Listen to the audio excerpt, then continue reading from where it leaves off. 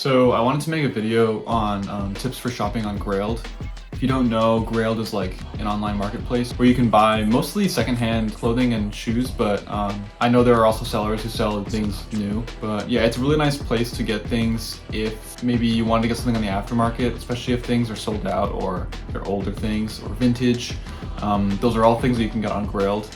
And Grailed is probably the most popular place for things like this, especially for things that are more like known in fashion or more desirable pieces. I guess you can go on like eBay or other websites to find clothes in general, but Grailed is a nice place to go if you want clothes that are generally more desirable and I guess more for the aftermarket. I even use Grailed just for style inspiration sometimes because you can just scroll in there and find things that you've never seen before. And that can also spark some interest for your outfits and things like that. So yeah, I am someone who has spent a fair amount of time and money and energy into Grailed, and I think just from that experience of buying on the platform, I can give a few tips on how to maximize your money and how to maximize your time, you know, instead of just doom scrolling all day. So I think the first thing to do when you're shopping on Grailed is to make sure you know your measurements and know the sizes that you're looking for. If you make an account, you can put in your sizes, and this way you can actually filter out all results so that no matter what, you're looking at things that are probably going to fit you. This way, you're not going to waste your time and get baited by seeing something that's like on sale or like at a really good price, but ends up being like a double XL. And one thing I'll note for this is that outerwear and tops are two different size categories. So just keep that in mind. I remember one time I was like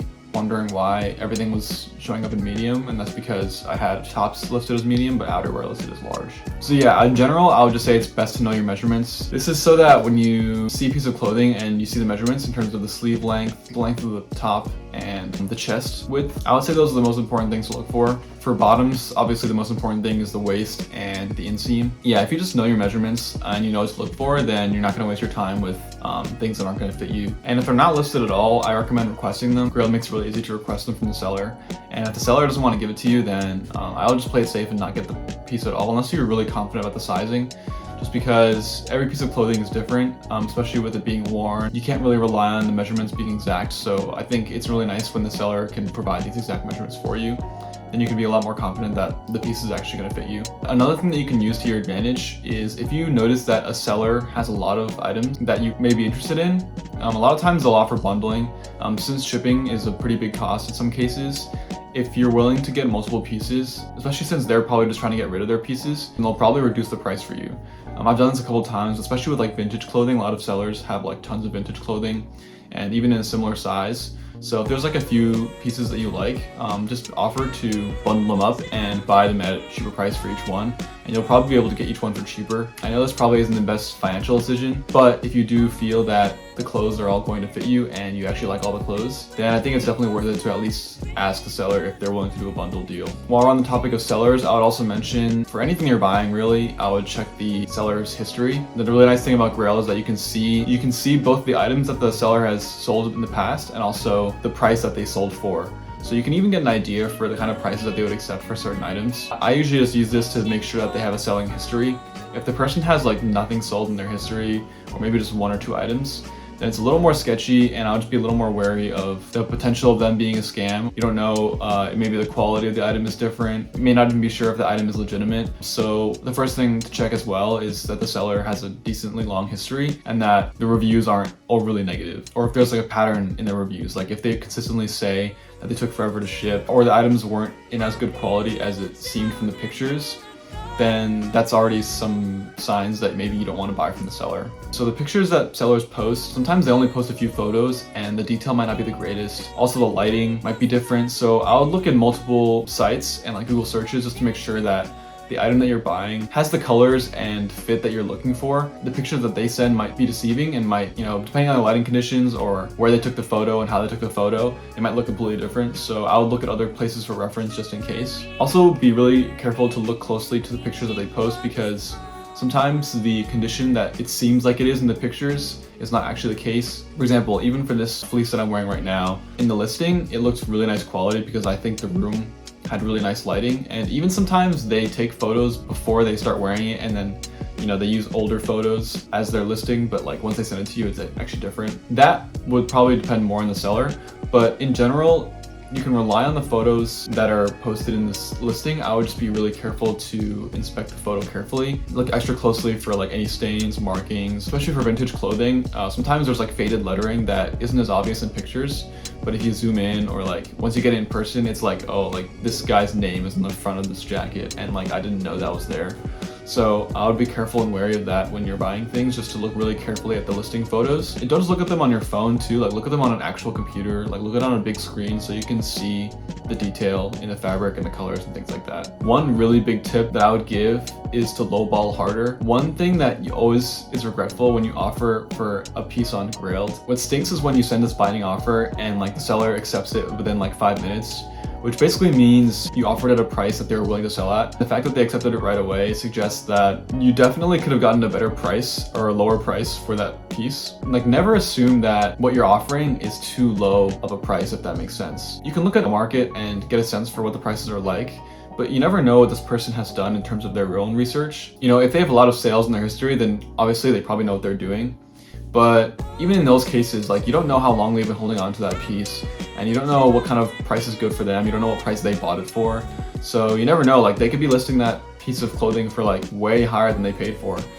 And they may be willing to let it go for lower than what the market is yielding. And just shoot them an offer. Obviously, I wouldn't recommend doing anything super low, like less than half of what they're offering or looking for, just because that's just insulting. And then, yeah, they may not want to even consider your other offers after that. But err on the side of offering a little bit lower, because half the time when I offer, they're actually willing to accept it at the price that I wanted it for, even if it was like, you know, $50, $60 below their initial asking price. So that's a way you can save some money if you're willing to offer lower than you were initially comfortable with. I think a good start is to just go for $10 or $20 lower than you're looking for and see what happens. But a lot of times I think you'll find that they actually accept it right away, or they accept it pretty quickly. And it's not really a good feeling knowing that you felt like you probably could have gotten a better price. So I think as you shop more and more, you'll get a sense for like what a decent offer is and what like an absolute lowball is. To begin with, I would just recommend understanding that lowballing is a thing, and it's not necessarily insulting to the seller because you don't know what price they bought it for and you don't know what they're trying to sell it at. Another really big tip, I think that's one of the most important, is to, depending on how much time you're willing to spend on the platform, you can look at the newly posted listings, and a lot of times you might find good deals for clothing there. Obviously, if something was newly posted, then it doesn't give as much time for other people to hop onto that deal and like grab it right away. It's a pretty good chance that eventually you'll find a good deal on something, especially if the person is trying to get rid of it or just trying to get some money quickly. It's pretty likely you can get a decent deal for it. So if you're willing to spend the time, I think it's really worth it. This is how I was able to get my North Face Nupsy puffer jacket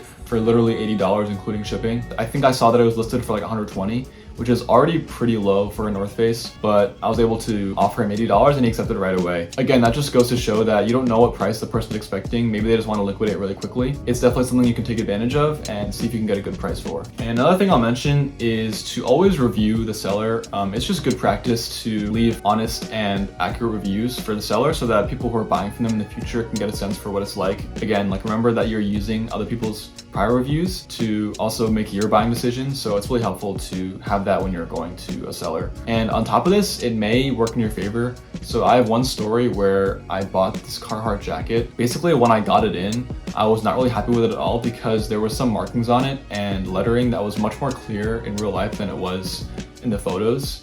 So I basically left a review saying like, oh, I didn't like how the item was different in the listing than it actually was in real life. And I feel like the pictures should have more accurately reflected the item. And I think I gave like a 3-star review. It wasn't even that bad. It was just like an honest review of what I got. That was enough for the seller to basically refund me. And he didn't even mention anything. He just refunded me.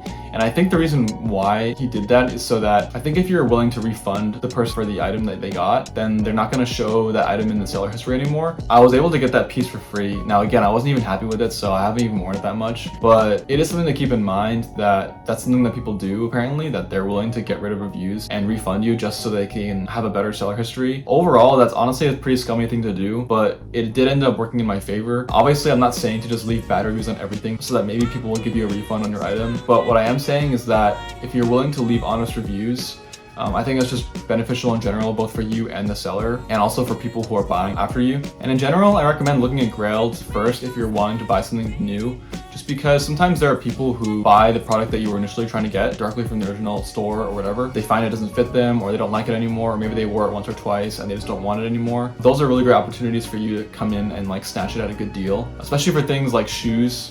where like StockX, like they give you so many seller fees and shipping fees, and it's just an overpriced piece in general. Sometimes people are selling it for more reasonable price on Grailed, so I would check Grailed first to see if there's an option there. So yeah, that was most of the tips that I had for buying on Grailed. But yeah, if there are any other tips you guys have for buying on Grailed, you can leave them in the comments. I'm also trying to better understand the platform and find better deals for myself, so it's a good opportunity to share those with the community. I also wanted to go into some wishlist items because honestly right now I'm pretty happy with the items and pieces that I have in my wardrobe, and I still have a lot of things to wear that I haven't worn yet, so I'm definitely putting a pause on things that I'm buying for now.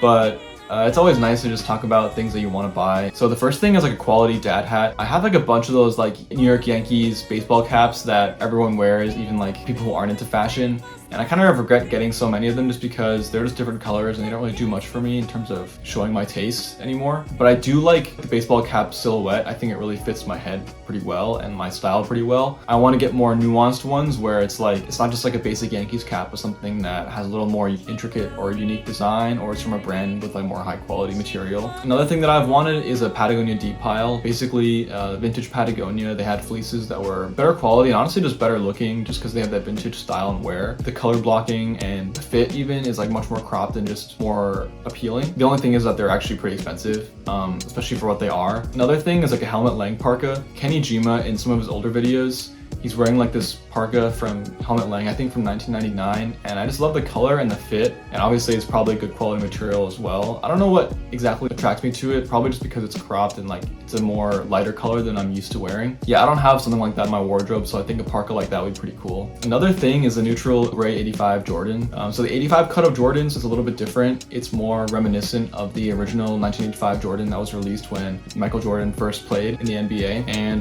neutral gray is also an OG colorway that was released in that year. So it's pretty cool that it's basically just a recreation of the original colorway and silhouette. And yeah, I'm pretty sure the leather quality is a little better too, and I just love how it's a neutral color that it's basically a white shoe, but it has some gray on it, so it does stand out a bit, but for the most part it's a white shoe and you can treat it that way with your outfits, and I think that's like such a versatile shoe. The one thing I really love about Jordan 1s, and especially the 85 Jordans, is that the more you beat them up, the almost better they look because they look more worn in and more vintage, and I think the colorway goes along with that so well. While we're on the topic of footwear, I think the Wales Bonner Samba, not the regular ones like the typical like the white and green and also like the black, but honestly the red one has caught my eye.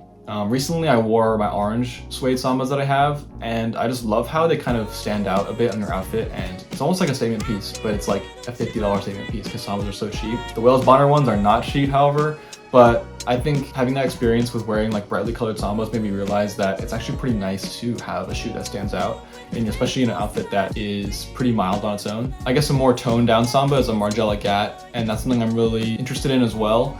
Just because I've heard how good the quality is with the Margiela Gats compared to other German Army trainers and the Sambas in general. I'm not so sure how true that is. I'm interested to see how they are in person. Yeah, I already have some German Army trainers from a different brand, and they're actually pretty good quality, so I'm already happy with that. I don't need Margiela Gats at all.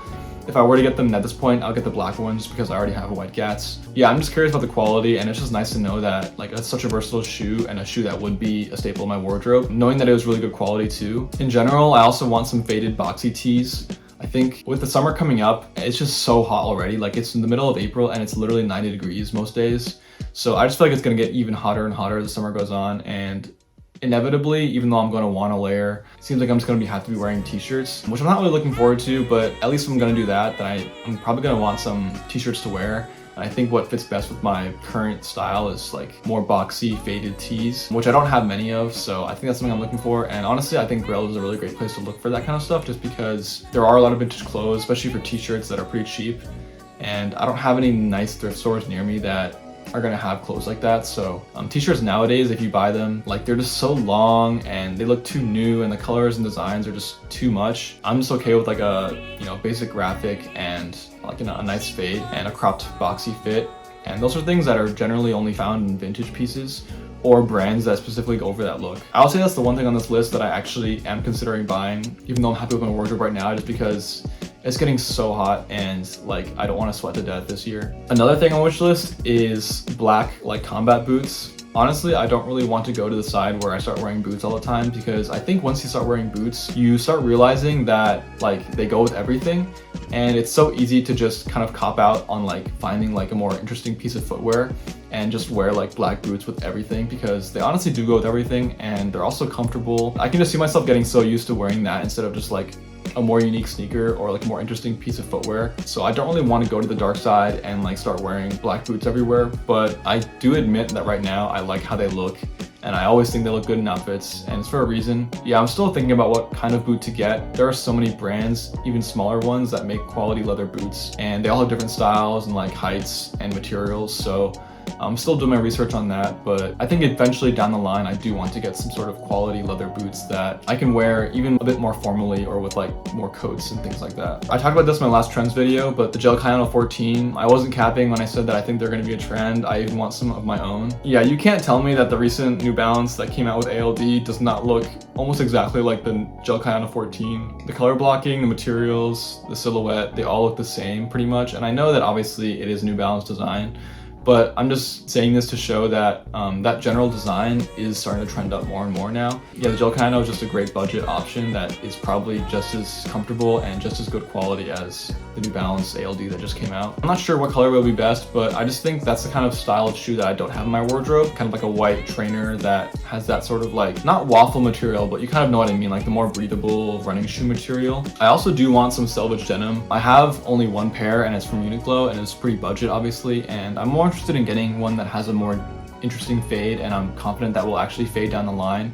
So definitely some raw denim. I've heard of a few companies online that have a nice rendition of Japanese selvage. 316 is one of them, but yeah, if you guys have any recommendations for any raw or selvage denim companies that make some really nice jeans, preferably more wide fitting, then let me know in the comments for sure. Another shoe that I've fallen in love with recently is the New Balance 992 and just the 991, 992, 993 line in general. I just think it's a pretty chunky silhouette, but they are obviously very comfortable shoes, and I like the color blocking on them a lot. I think it really fits that vintage style, but it's also more unique than just your typical New Balance 2002R and other shoes like that. And I like the black and white one just because it's very basic and goes with everything. Another item is a No Maintenance mechanics jacket. So No Maintenance is, I think, a more recent kind of Instagram brand that makes more workwear, and well, actually I've seen them put out some cardigans and stuff recently too, but I know most of their stuff is workwear. One thing they have that I really like is their mechanics jacket, because it seems like basically a Carhartt Detroit, but a little more lighter. Yeah, I don't know, it's nice to get that piece for new, because obviously the Carhartt Detroit, most of them are vintage and pretty old,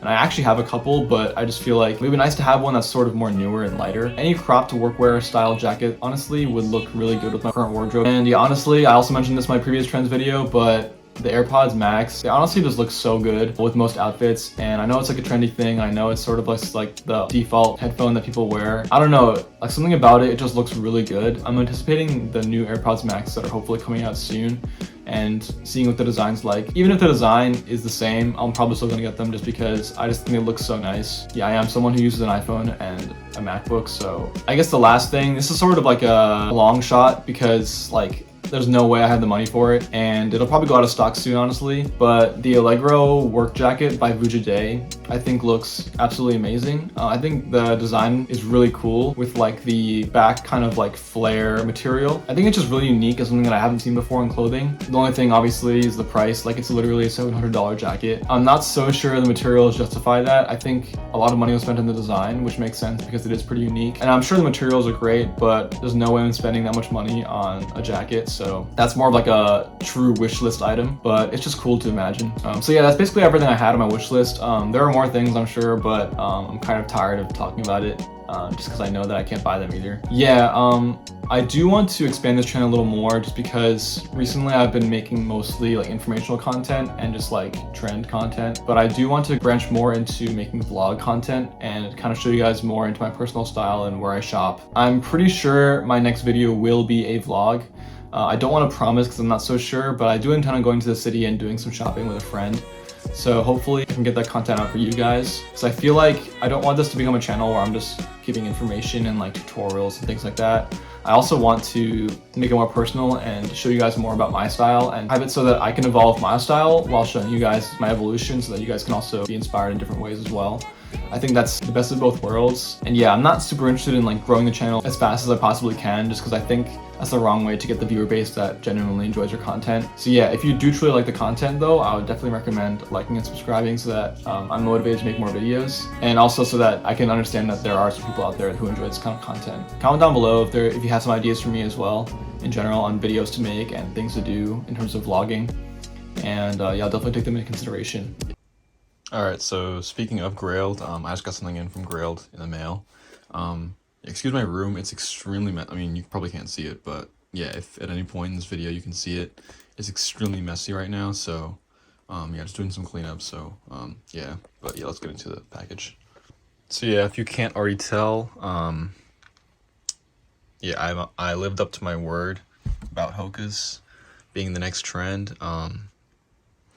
Yeah, so finally got myself my first pair, and probably my last because these are so expensive.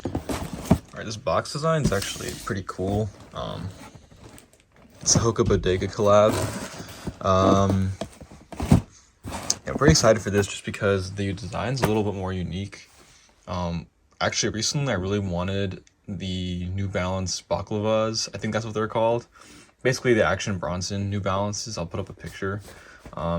And I think the color blocking on that is something that's pretty unique. Like, it's very out there and kind of has that like hiking trail vibe, but obviously it's a really comfortable shoe too. And yeah, I think it just goes crazy with like the number of like colors it uses and how like it does not care at all about like looking good in a sense, but because of that, I don't know, I still feel like the design makes it look good.